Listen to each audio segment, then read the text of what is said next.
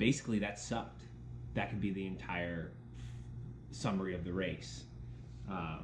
It was a terrible day, and that's one of those days where you don't really have the exact answer when you finish the race. And I can tell you that for the past few days I've been on the phone or in person with Jim and the rest of my team members, going over, trying to analyze what happened, on my end, coach's end, like the whole big picture, looking at all the different stressors. And I think that we came up with a lot of different things that could have contributed to it. And I'm going to get into that a little bit, but honestly, there's really not much to recap overall from St. George. There's, from the very beginning, just started off really not feeling great and spent the whole day just trying to hold on to people and get through the race. And that definitely, I have no excuses. I think I gave what I had on the day, which was not really that much. And that definitely doesn't take away from what those guys did up front. It was awesome to go back and watch that and see what happened. And I think that's also what makes it sting a little bit too, because, you know, Lionel and Sam was racing with those guys just a couple weeks ago in Texas, and they put on just a masterclass in that race. And it's tough, I think, to walk away from a weekend like that, thinking about what could have been. But honestly, that's not indicative of my fitness.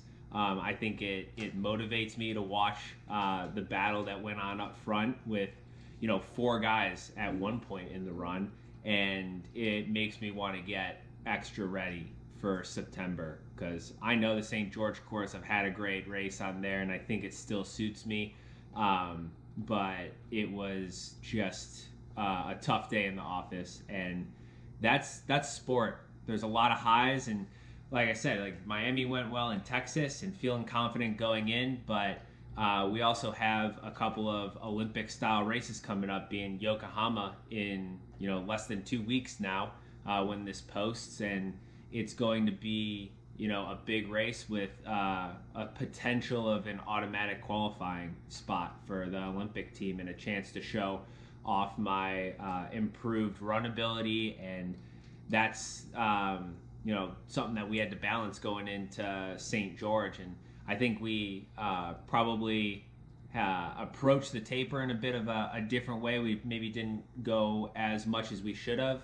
And there was some stuff in setting up the prep, and once I got to St. George, and just the mindset going into the race was good. But I think that with some of the fatigue I carried from Texas, and, you know, kind of having a great run there and finishing hard, needed probably a bit more of a rest and recovery. But like I said, we couldn't take that chance, and we needed to hit some good workouts to not only do well in St. George, but for after. And I think what really showed on the weekend is that you need to be 100% no matter what on the St. George course. And that's part of racing, is showing up at the start line, being the best you can be. You can put in all the training you want, but if you aren't rested and ready to go, that's half the battle as well, and healthy on top of it. So I had a lot of things put together and good for that race, but I was missing some of that, and that's something that we need to address and make sure it doesn't happen in races, because we work too hard to let that. So that's definitely something. And yeah, I mean, the swim for me, even though it wasn't fantastic, it was you know, a good swim. I was one of the first out. Got on the bike, had Rudy in sight, and he rode really awesome, and I just kind of rode with a lot of the other guys around me. And from there, yeah, it was just trying to stick onto the group as long as possible and keep a positive mindset and keep going. But by the time I hit Snow Canyon, for whatever reason, the tank was emptied. And that was a tough pill to swallow. I was talking to up Snow Canyon, you're just kind of thinking like, man, this is a shit course to have a bad day on, because you just bleed time. And I just knew that it would be rough. But I got down and honestly wasn't sure if I was going to make it out of T2. but had to give it a shot. My run has been so good lately. I just wanted to see how it was going, and after the first mile or two, yeah, it was just very obvious that the tank was not full. It was empty, and it was going to be a slog. And I ran with Sam Appleton for a while, and I know he wasn't having a good day, and we both he mentioned it that we'd feel better if we finished. And I wasn't so sure that I was going to, but one of the coolest things was that out on the course, like, I wouldn't even make it half a mile without somebody yelling "Go Ben" or "Team Canute" or "Let's go Canute" or looking good. And having those people out on the course helped get me to the finish line. Having my own support crew out there helped me get to the finish line. And I don't take DNFing lightly, and I really didn't want to do it. But it was hard when you're having a bad day and you got another race coming up. So it's just like a massive thank you to everybody who's cheering me out on the course, because you got me to the finish line. And I think that was important to revisit that entire course and to have that in my mind, and also just remember that, I want to make sure I don't make mistakes like this ever again, and get to the start line and really scrutinize everything going in to make sure that we're 100% ready.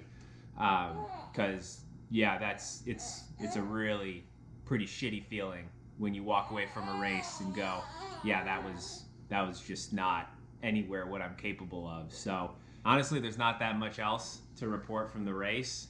It was a bad day. I'm gonna move on. I've learned from it, and we're full steam ahead to the next race. The next race is the Yokohama race, and I'm excited to run a fast 10K. I'm excited for some more ITU racing. I get to go back to Yokohama, which I haven't been to in 5 years since I qualified for the 2016 Rio Games, and that's where I'm going to show my actual fitness. And that's from there. We'll take it after that race for what the season is going to look like. So Yokohama is the main focus, and again, just want to say thank you to everybody who had my back out on the course, who's cheering for me. On bad days like that, it's nice to know that you still have supporters out there, and you make it all worth it when I get through that race, and then I can pay it back with some good victories out there. And another kudos to everybody else on that course. Like, the top 10 really were all really, really solid, especially those top 5 guys as well.